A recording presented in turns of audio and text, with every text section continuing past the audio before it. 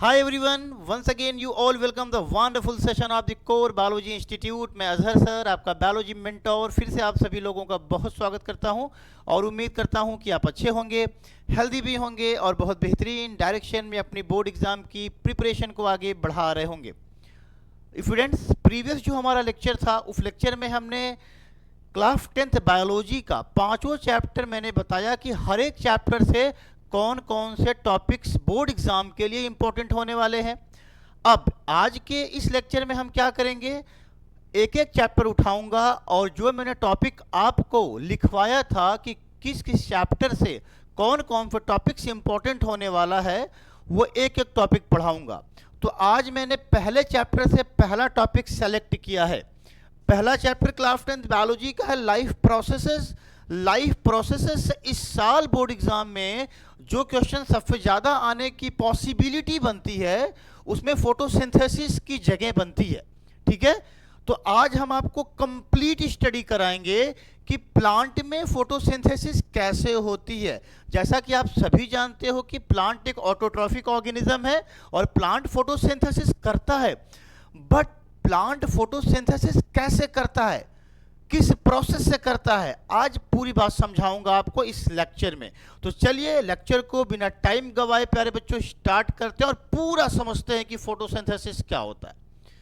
तो स्टार्ट किया जाए, बिल्कुल सही बात। चलिए बच्चा स्टार्ट करते हैं। तो सबसे पहले तो हम ये जान लें कि व्हाट इज द फोटोसिंथेसिस। सबसे पहले तो हम फोटोसिंथेसिस के डेफिनेशन जान ले कि फोटोसिंथेसिस एक्चुअल में होता क्या है। वैसे सेम आपको एग्जाम में लिखना है प्यारे बच्चों, ठीक है। डेफिनेशन क्या बनेगी इसका बच्चा, देखिए ध्यान से। जिस तरीके से बोर्ड में आपको प्रैक्टिस करा रहा हूं, समझिए प्रैक्टिस करा रहा हूं आपको, और इसी तरीके से बोर्ड में काम करना, आपको एग्जाम में लिख के आना है, ठीक है। तो फोटोसिंथेसिस क्या लिखेंगे कि फोटोसिंथेसिस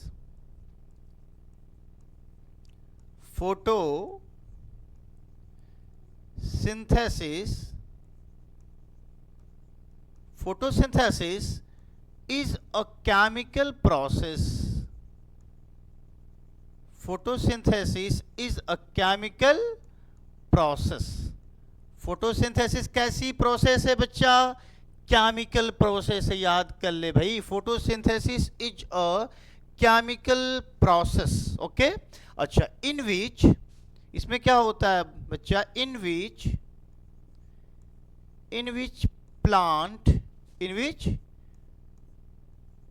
प्लांट्स, नोट करिए इतना स्टूडेंट, जल्दी जल्दी फास्ट हाथ चलाइए आप भी।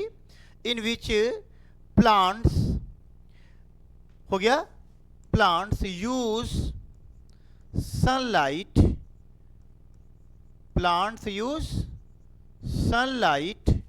Water and carbon dioxide. Photosynthesis में प्लांट क्या करता है स्टूडेंट, प्लांट जो है यूज करता है sunlight, water and carbon dioxide, ठीक है, to produce oxygen,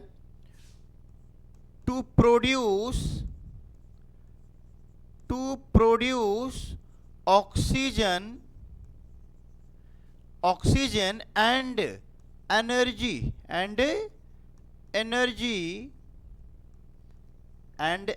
in the form of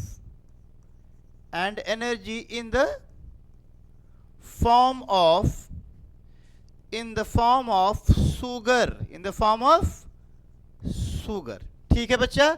तो अगर मैं बोर्ड एग्जाम में फोटोसिंथेसिस लिखने के लिए आ जाता है, देखिए अब मैं चाहता तो मैं आपको यहां पर भैया पीपीटी बनाता, सीधा सा जो है आपको बता देता कि ये है भैया फोटोसिंथेसिस, रट्टा मार ले, नोट बना ले। लेकिन देख, मैं लिख रहा हूं कि बोर्ड एग्जाम में अगर मैं आप लिख लिख के प्रैक्टिस करोगे बच्चा, तो जितना अच्छा इंप्रेशन अपनी बोर्ड की कॉपी के ऊपर आप छोड़ोगे उतना अच्छा बोर्ड में आपका मार्क्स रिफ्लेक्ट करेगा। आप अगर मैं ऐसा सोचते हो कि चलो मैं कर लूंगा, मुझसे हो जाएगा, तो ऐसे स्टूडेंट कुछ कर नहीं पाते, ठीक है। बोर्ड एग्जाम में लिखने की प्रैक्टिस बहुत अच्छी होनी चाहिए आपको, नीट एंड क्लीन डायग्राम के साथ लिखना ही बायोलॉजी है भैया, ठीक है। चलिए तो अब डेफिनेशन याद कर ले आप कि photosynthesis is a chemical process in which plant use sunlight, plant use क्या करता है, sunlight, water and carbon dioxide to produce oxygen and energy in the form of sugar, in the form of sugar. ठीक है student, ये तो रही आपकी जो है डेफिनेशन। अब मटेरियल रिक्वायरमेंट, तो हम यहां पर एक हेडिंग बनाएंगे स्टूडेंट, रॉ मटेरियल्स। देखिए ये भी आपको याद करना है बेटा, raw materials, raw materials, raw materials for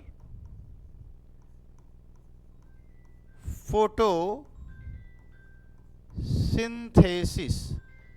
बस स्टूडेंट 1 मिनट रुकेंगे आप, एक कॉल है, just raw material, raw material for photosynthesis. इसका मतलब है स्टूडेंट कि फोटोसिंथेसिस के लिए कौन कौन से रॉ मटेरियल की रिक्वायरमेंट होने वाली है, which materials is require for the photosynthesis.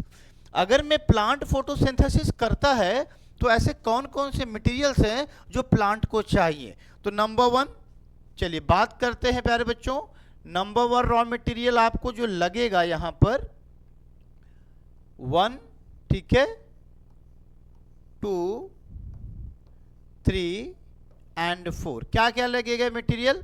ठीक है, आइए देख लेते हैं। तो जो मटेरियल रिक्वायरमेंट होगी, जो मटेरियल रिक्वायरमेंट होगा बच्चा, उसमें क्या क्या लगेगा, ध्यान से आप देखेंगे। Number 1 is the sunlight, sunlight, ठीक है। Number 2 is the water, number 3 is carbon dioxide, ठीक है, and number 4 is the chlorophyll, chlorophyll, ठीक है बच्चा। तो these are the essential raw material for the photosynthesis. देखिए सनलाइट प्लांट को चाहिए, वाटर चाहिए, कार्बन डाइऑक्साइड चाहिए एंड क्लोरोफिल चाहिए। ये रहा इसेंशियल रॉ मटेरियल। कई बार बोर्ड एग्जाम में क्वेश्चन 2 नंबर में आ चुका है कि उस रॉ मटेरियल का नाम बताइए जो फोटोसिंथेसिस के लिए इसेंशियल होता है। तो these are the raw material for the photosynthesis. Clear है बच्चा। अब मेरी बात सुन बेटा, एकदम बेसिक से बता रहा हूं, एक एक बात बता रहा हूं, एक सिंगल पॉइंट मिस नहीं होगा आपका, जो आपके एनसीईआरटी के अंदर गिवन है, ठीक है। अब मेरी बात सुनिएगा। अब बच्चा चलो बात करते हैं सनलाइट। यहां पर आप देख पा रहे हो देयर इज द सन, यहां पर आप देख पा रहे हो स्टूडेंट्स, यहां पर आप देख पा रहे हो स्टूडेंट, यहां पर सन है, तो सन से प्लांट को क्या मिल जाएगी, सनलाइट। देखिए यहां सनलाइट वाली बात क्लियर हुई, ठीक है। दूसरा लिखा है वाटर, तो वाटर यहां से भाई सॉइल से ले लेगा, ठीक है, वाटर यहां से जाएगा ऊपर भाई, ठीक है, वाटर प्लांट यहां से कैरी कर लेगा, ठीक है। Then carbon dioxide, carbon dioxide ये कहां से ले लेगा, एटमॉस्फेयर से। देखिए यहां पर दिया हुआ है, कार्बन डाइऑक्साइड कहां से ले लेगा, एटमॉस्फेयर से प्लांट ले लेगा। अरे भाई हमारे एटमॉस्फेयर में कार्बन डाइऑक्साइड है, परसेंटेज क्या है लिख ले भाई, 0.03 टू 0.04% कार्बन डाइऑक्साइड हमारे एटमॉस्फेयर में अवेलेबल है, और ये कार्बन डाइऑक्साइड प्लांट ले लेगा। तो भाई सनलाइट सन से ले लिया, सनलाइट सन से ले लिया बच्चा, ठीक है, और क्या किया, वाटर सॉइल से ले लिया, कार्बन डाइऑक्साइड एटमॉस्फेयर से ले लिया, एंड क्लोरोफिल। अरे भैया पत्ती में क्लोरोफिल तो होता ही है ना, पत्ती में क्या होता है, क्लोरोफिल होता है, ठीक है। इतना मटेरियल कैरी करने के बाद आपका प्लांट परफॉर्म करेगा फोटोसिंथेसिस। क्या करेगा, फोटोसिंथेसिस, ठीक है। इसका स्क्रीनशॉट लीजिए बच्चा, एकदम क्लियर, ट्रांसपेरेंट, कहीं डाउट नहीं होना चाहिए आपको, ठीक है। अच्छा अब चलिए अगले स्लाइड पे स्टूडेंट। तो अगली स्लाइड जो हमारी है वो आपके सामने है, थोड़ा ध्यान से इसको फोकस होके देखेंगे, ठीक है। अब हम स्टेप्स की बात करेंगे बाबू, क्या स्टेप। देखिए एक एक बात आपको एकदम बेसिक से बता रहा हूं, एकदम बेसिक बात जो बच्चों को नहीं आती है, ठीक है, ध्यान से सुनिए। तो स्टेप्स इन फोटोसिंथेसिस आपकी हेडिंग बनेगी बच्चा, क्या, स्टेप्स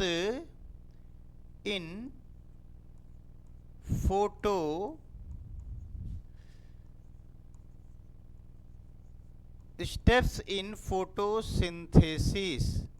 ये आपकी अगली हेडिंग बन गई बच्चा, अगली हेडिंग बन गई आपकी स्टेप्स इन फोटो सिंथेसिस। तो आइए थोड़ा सा भाई इसके ऊपर भी देख लिया जाए कि क्या क्या स्टेप्स हैं फोटोसिंथेसिस में। ठीक, आपके एनसीईआरटी में, क्लास 10th के एनसीईआरटी में 3 स्टेप्स गिवन है बच्चा।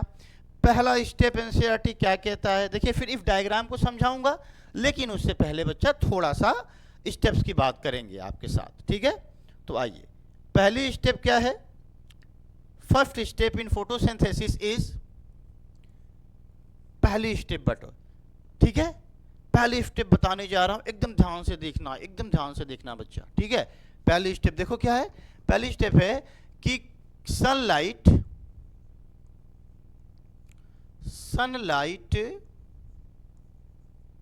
ठीक absorbed by, sunlight absorbed by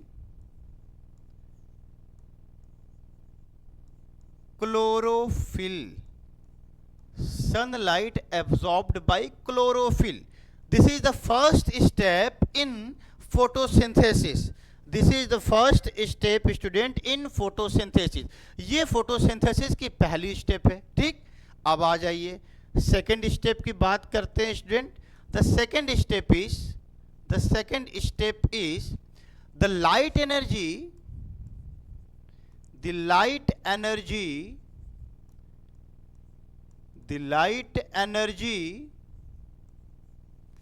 converted into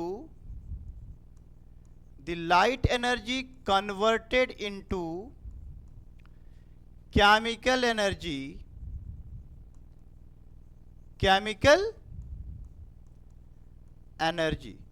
the light energy converted into chemical energy and splitting of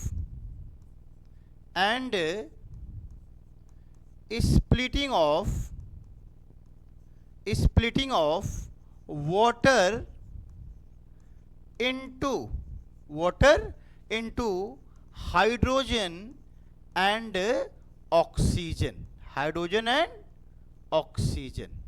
This is the second step of the photosynthesis. अब बच्चा आपके मन में ख्याल आ रहा होगा, सर ये पता नहीं क्या लिखते जा रहे हैं, समझ में तो आ नहीं रहे। अरे यार, पहले तो ये 3 स्टेप हम समझ ले कि फोटोसिंथेसिस के 3 स्टेप है क्या, फिर इसी स्टेप को तो समझाऊंगा ना यहाँ पर आपको, ठीक है। तो आ जाइए लास्ट स्टेप की बात कर लेते हैं स्टूडेंट। लास्ट स्टेप, ठीक, रिडक्शन ऑफ लास्ट स्टेप है बच्चा ये, reduction of carbon dioxide into carbohydrate, ठीक है। तो this is the 3 steps in photosynthesis. बच्चा यही 3 स्टेप है फोटोसिंथेसिस में। यहां पर देखो मेन बातों को थोड़ा सा मैं हाईलाइट कर दूं आपको। यहां पर ध्यान अगर मैं आप दें तो रिडक्शन होगा, ठीक है, किसका, कार्बन डाइऑक्साइड का, बनेगा क्या, कार्बोहाइड्रेट। ये पॉइंट यहां से मेन बन जाती है। लाइट एनर्जी जो है बच्चा, लाइट एनर्जी जो है वो कन्वर्ट हो जाएगी किस एनर्जी में, केमिकल एनर्जी में, ठीक है। और वाटर का जो मॉलिक्यूल है वो टूट जाएगा हाइड्रोजन एंड ऑक्सीजन में, ठीक है।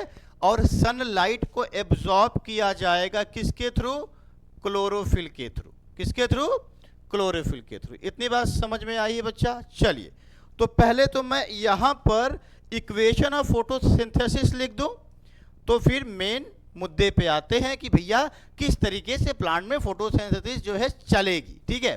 आओ, तो इक्वेशन ऑफ, अब देखो बोर्ड में फिर यहां पर आप हेडिंग बना लोगे क्या, equation of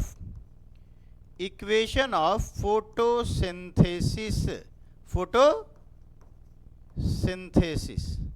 equation of photosynthesis. तो बच्चा फोटोसिंथेसिस की इक्वेशन क्या है, ये आपको लर्न होना चाहिए फॉर द बोर्ड एग्जामिनेशन। अगर में इक्वेशन नहीं याद रहेगा तो फिर आपके मार्क्स कट जाने हैं बच्चा, ठीक है। तो मार्क्स को कटने नहीं देना यार। तो इक्वेशन समझाऊं आपको कि फोटोसिंथेसिस की एक्चुअल इक्वेशन क्या होती है बच्चा। आओ ध्यान से देखो फोटोसिंथेसिस को जो इक्वेशन बनती है बाबू, वो इक्वेशन आपकी बनेगी यहां पर, क्या बनेगी, ध्यान से देखिए। 6 बैलेंस इक्वेशन में लिख दे रहा हूं, 6 CO2 plus 12H2O, 12H2O reaction होगी बाबू, किसके प्रेजेंस में रिएक्शन होगी? रिएक्शन होगी आपकी प्रेजेंस में अल्ट्रावायलेट रेज मतलब सनलाइट, ठीक है, एंड क्लोरोफिल, ठीक है। और जो आपका प्रोडक्ट बनेगा यहां पर वो क्या बनेगा? ग्लूकोज C6H12O6 प्लस बनेगा बच्चा आपका 6H2O प्लस 6O2 बनेगा, ठीक है। This is the complete equation of the photosynthesis. बात समझ में आ रहा है? अब इसको समझो बेटा, ये अगर मैं प्लांट में कार्बन डाइऑक्साइड गया, कहां से गया होगा? एटमॉस्फेयर से गया होगा। वाटर कहां से प्लांट ने कैरी किया होगा? भाई सॉइल से किया होगा। दोनों में रिएक्शन हो गई। रिएक्शन किसके प्रेजेंस में हुई? सनलाइट और क्लोरोफिल की प्रेजेंस में हुई। बना क्या? ग्लूकोज बना, और क्या बना बच्चा? वाटर बना, और क्या बना? ऑक्सीजन बना। क्या बना? ऑक्सीजन बना। समझ में आ रहा है? अब बच्चा ध्यान से देखो, अब आपको समझा रहा हूं एक्चुअल में प्लांट में ये सब जो बात चल रही है ये कहां चल रही है, ठीक है, ध्यान से। अब इफ डायग्राम में इन तीनों लाइन का मतलब निकलेगा इस कंप्लीट डायग्राम में, ठीक है। अब बच्चा ध्यान से देखो, जैसे मैं यहां पर बना दूं एक लीफ का स्ट्रक्चर, देखिए एक सुंदर सा लीफ का स्ट्रक्चर यहां पर अगर मैं इस तरीके से बच्चा मैंने बना दिया, ठीक है, ये एक लीफ है और आपका लीफ का कलर आपको दिख रहा होगा ग्रीन। कैसा है बाबू? ग्रीन कलर है। कैसा है? ग्रीन का। अच्छा आप बताओ, अगर मैं पत्ती का कलर ग्रीन है तो आप बोलोगे सर कि क्लोरोफिल की वजह से। किसकी वजह से? पत्ती का कलर अगर मैं ग्रीन है तो आप बोलोगे क्लोरोफिल की वजह से। मैं अगर मैं बोलूं कि पत्ती में क्लोरोफिल कहां पर है तो आप कहोगे क्लोरोप्लास्ट में है। तो बाबू ऐसे समझ कि पत्ती में लीफ के अंदर यहां पर है एक स्ट्रक्चर, ऐसे मान लेते हैं, ठीक है। मिलियंस ऑफ स्ट्रक्चर होते हैं यार, ठीक है, एक दो नहीं होते हैं, ठीक है। पत्ती के अंदर जो है यहां पर है ये क्लोरोप्लास्ट। क्या है बेटा? क्लोरोप्लास्ट है। ये क्या है? क्लोरोप्लास्ट है। और इस क्लोरोप्लास्ट के अंदर बाबू यहां पर प्रेजेंट क्या है? क्लोरोफिल है। क्या है? क्लोरोफिल है, ठीक है। तो ये रहा आपका क्या? क्लोरोफिल है। क्या है? क्लोरोफिल है। अच्छा लीफ है, ऐसे याद कर, लीफ है, लीफ के अंदर क्या है? क्लोरोप्लास्ट है, क्लोरोप्लास्ट के अंदर क्या है? क्लोरोफिल है। क्लियर है? अच्छा अब देखो, ये जो स्ट्रक्चर आप यहां पर देख पा रहे हो, दिस स्ट्रक्चर रिप्रेजेंट, ये स्ट्रक्चर किसको रिप्रेजेंट कर रहा है? क्लोरोप्लास्ट को। ये स्ट्रक्चर किसका है? क्लोरोप्लास्ट। जो लीफ में मैंने दिखाया कि ये क्लोरोप्लास्ट है और क्लोरोप्लास्ट के अंदर क्लोरोफिल है, तो ये रहा क्लोरोप्लास्ट का स्ट्रक्चर। अच्छा बेटा अब देखो, क्लोरोप्लास्ट के स्ट्रक्चर में क्या क्या चीजें होती हैं, ध्यान से देखिए। इसके अंदर बाबू आपको याद कर लेना है, क्लोरोप्लास्ट के अंदर क्या क्या होता है? इनर मेम्ब्रेन, बाहर की मेम्ब्रेन को बोलेंगे इनर मेम्ब्रेन, ठीक है, सॉरी अंदर की मेम्ब्रेन को कहेंगे इनर मेम्ब्रेन और बाहर की मेम्ब्रेन क्या कहेंगे? Outer membrane. क्या बोलेंगे बच्चा? आउटर मेम्ब्रेन बोल देंगे, ठीक है। अब सुनिए, यहां पर क्या है? इंटर मेम्ब्रेन स्पेस है। दो मेम्ब्रेन के बीच में जो जगह है, अगर मैं क्लोरोप्लास्ट के पास दो मेम्ब्रेन है, इनर और आउटर, तो दोनों के बीच में जो जगह है ना बाबू, उस जगह को हम क्या बोलेंगे? Inter membrane space. अच्छा ये देखिए, यहां पर इसके अंदर बाबू, यहां पर आपको ध्यान, अगर मैं आप थोड़ा सा ध्यान लगाएंगे तो यहां पर आप देखें, यहां पर स्टूडेंट, यहां पर स्ट्रक्चर इस तरीके का क्वाइन लाइक स्ट्रक्चर, इस तरीके से क्वाइन लाइक स्ट्रक्चर है। तो एक स्ट्रक्चर को हम बोलते हैं थैलाक्वाइड। क्या बोलते हैं? थैलाक्वाइड, ठीक है। लेकिन जब मैं इस कंप्लीट स्ट्रक्चर की बात करूंगा, इसको हम ग्रैना कहते हैं, ग्रैनम। क्या कह देते हैं? ग्रैना। समझ में आ रहा है? अच्छा ये देखिए, जो ये खाली जगह है, ये जो खाली जगह दिख रहा है, इसको हम स्ट्रोमा कहते हैं। क्या कहते हैं बच्चा? स्ट्रोमा कहते हैं। और यहां पर देखिए, यहां पर लैमेली है, स्ट्रोमा लैमेली। तो जो ये आप ग्रैना पूरा देख रहे हो, इधर भी ग्रैना, दोनों के बीच में जो कनेक्शन है इस तरीके से, इसको क्या कहते हैं? लैमेली। क्या कहते हैं? लैमेली। अच्छा बेटा अब देखिए, अब कॉम्प्लेक्स नहीं करना, अब मेरी बात सुनिए। अब यहां पर पहली स्टेप है सनलाइट एब्जॉर्ब्ड बाय क्लोरोफिल। तो क्लोरोफिल जो होगा ना बच्चा, वो कहां पर होगा? ध्यान से देख, क्लोरोफिल जो होगा वो कहाँ पर होगा? ये जो पूरा स्ट्रक्चर आप देख रहे हो थैलाक्वाइड का, ये जो स्ट्रक्चर आप देख रहे हो, ये जो स्ट्रक्चर आप देख रहे हो थैलाक्वाइड का, इसी के अंदर होता है क्लोरोफिल। क्या भरा है? देखिए ये भरा है क्लोरोफिल। क्या भरा है बच्चा? क्लोरोफिल। तो थैलाक्वाइड के अंदर भरा है क्लोरोफिल, या कह दे ग्रैना के अंदर भरा है क्लोरोफिल। इस क्लोरोफिल को, ये क्लोरोफिल क्या करेगा? सनलाइट को एब्जॉर्ब कर लेगा। पहला स्टेप इसके अंदर हुआ बच्चा, हुआ कि नहीं हुआ? हो गया। चलिए दूसरा step, the light energy converted into the chemical energy and splitting of water into the hydrogen and oxygen. अच्छा बच्चा, अब यहां समझा देता हूं इस बात को, ध्यान से देख, ध्यान से देख। अगर मैं यहां पर बाबू क्या है, यहां पर सन है, क्या है? ये हमारे हैं सूर्य देवता, ठीक है, सूरज महाराज ये हैं, ठीक है। अब बबुआ होता क्या है, सनलाइट है ना, the light energy converted into the chemical energy, ठीक है, एंड स्प्लिटिंग ऑफ। अच्छा देखो, ये जो लाइट एनर्जी है, ये जो लाइट एनर्जी है, ठीक है, ये जो क्या है बाबू, जो लाइट एनर्जी है वो कन्वर्ट हो जाएगी किस एनर्जी में? केमिकल एनर्जी में, केमिकल एनर्जी में। और क्या होगा, यहां से कुछ और अल्ट्रावायलेट रेज जाएगी, सन की कुछ यूवी रेज जाएगी, वो क्या करेगा बेटा, इस वाटर मॉलिक्यूल को तोड़ देगा। तो ये वाटर मॉलिक्यूल ब्रेक हो जाएगा, हाइड्रोजन में ब्रेक हो जाएगा, प्लस ब्रेक हो जाएगा ऑक्सीजन में। किस में भी ब्रेक हो जाएगा? ऑक्सीजन में। तो ये तो ऑक्सीजन, जो वाटर हाइड्रोजन और ऑक्सीजन में ब्रेक हुआ है, तो ये ऑक्सीजन तो यहां से देखो बाहर निकल गई, बाहर निकल गई, ठीक है बच्चा। और जो ये हाइड्रोजन यहां पर आप देख रहे हो, ये हाइड्रोजन क्या करेगी? एक्ट कर जाएगी किसके साथ? ये हाइड्रोजन आके मिल जाएगी किसके साथ? कार्बन डाइऑक्साइड के साथ। ध्यान से सुनना, ये जो हाइड्रोजन निकला है ये मिल जाएगी आगे कार्बन डाइऑक्साइड के साथ, और बच्चा इस कार्बन डाइऑक्साइड का रिडक्शन हो जाएगा और बन क्या जाएगा? ग्लूकोज बन जाएगा। तो इस कार्बन डाइऑक्साइड का क्या हो जाएगा? रिडक्शन हो जाएगा। क्या हो जाएगा?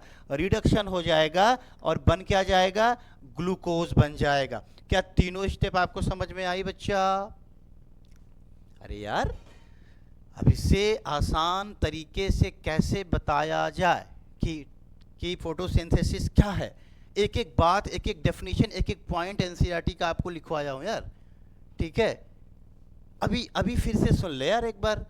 सनलाइट एब्जॉर्ब्ड बाय क्लोरोफिल, तो जो क्लोरोप्लास्ट होता है, क्लोरोप्लास्ट के अंदर बाबू जो ग्रैना है, ग्रैना के अंदर भरा हुआ है क्लोरोफिल। तो जब सन की लाइट आएगी तो ये जो ग्रैना है जिसके अंदर क्लोरोफिल है, ये सनलाइट को ट्रैप कर लेगा, पकड़ लेगा। पहला स्टेप खत्म। दूसरा है कि light energy converted into the chemical energy. तो जो सन से लाइट पत्तियों में जा रही है, प्लांट में जा रही है, वो लाइट एनर्जी केमिकल एनर्जी में कन्वर्ट हो जाएगी। तभी तो आपने फोटोसिंथेसिस का डेफिनेशन में कहा था कि भैया photosynthesis is a chemical process.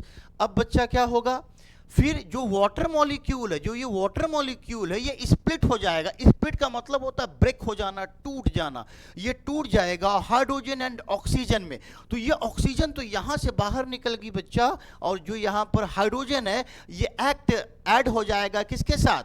Carbon dioxide के साथ। और इस कार्बन डाइऑक्साइड का रिडक्शन हो जाएगा, रिडक्शन हो जाएगा और बन क्या जाएगा? ग्लूकोज। क्या बन जाएगा? ग्लूकोज। तो आखिरी स्टेप तो यही कहता है ना, reduction of carbon dioxide into carbohydrate, मतलब ग्लूकोज यार, मतलब ग्लूकोज। ठीक है बच्चा, this is the complete study about the photosynthesis. Clear है एकदम? स्क्रीनशॉट लीजिए इसका। तो बच्चा लाइफ प्रोसेस का ये पहला इंपॉर्टेंट टॉपिक था आपके बोर्ड एग्जामिनेशन के लिए। कल मिलते हैं इसी चैप्टर से अगला टॉपिक लेके जो आपके एग्जाम में आने की पूरी पॉसिबिलिटी बनती है। ठीक है जी, तो कल मिलते हैं, तब तक के लिए बेस्ट ऑफ लक बच्चा। इसी तरीके से हार्डवर्क करते रहें। ओके।